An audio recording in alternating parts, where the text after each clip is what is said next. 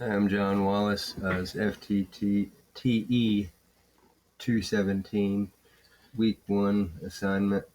Part 1, AR-10 history. I got 4 points. One, I call it the Busted Barrel. American Rifleman talks about the AR-10's early aluminum steel wrap barrel blew apart in 1957 during testing. That failure killed early adoption and pushed Stoner to rethink the design into smaller rifles.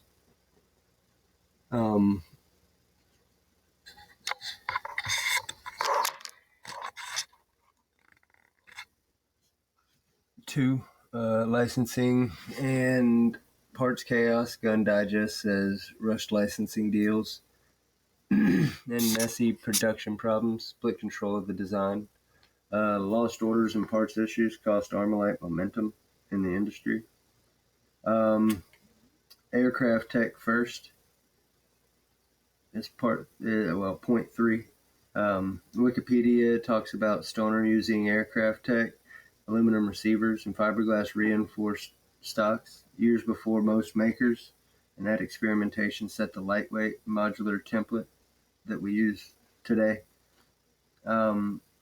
Number 4 is combat fixed things.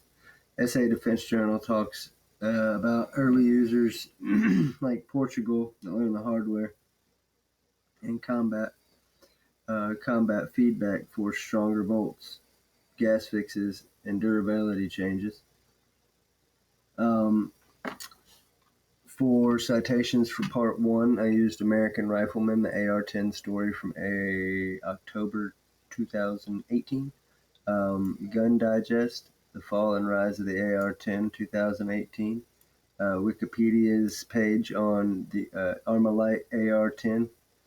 And SA Defense Journal, Armalite AR-10 historical write-up.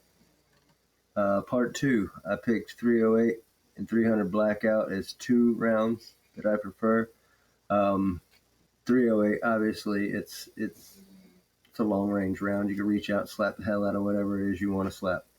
300 Blackout, subsonic, great for suppression, works great in tight setups, according to shootingillustrated.com suppression and ballistics review as a review, not to mention many people I've talked to about it all love it. As long as you dial your rifle in for it, it's a great round. You're going to have to deal with overgassing and things like that if you don't dial it in, so I would suggest doing that. For 308, I took some data from Hornady and shootingillustrated.com. It showed 308 keeps and gives predictable terminal performance at distance. In an AR-10, that means reaching out, stopping.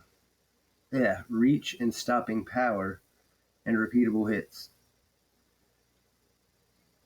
Recoils up, but manageable in a solid rig. I don't know why I can't read a script. I've never been able to. I say different words than I typed.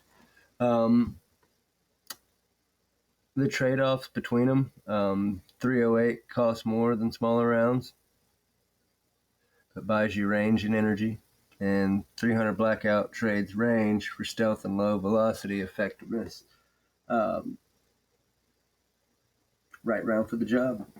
You know, you're not going to want to go in 308 in any tight situation within, I don't know, I wouldn't want to come in within 100 yards, using 308. I'd want something 300 Blackout or AR-15 at that point, even an AR-9. For anything closer, 50 meters or 50 yards and closer. But for I used shootingillustrated.com 308 Blackout ballistics and suppression review and Hornady.com's 308 ballistics product page and comparative data. That's it. See you next week.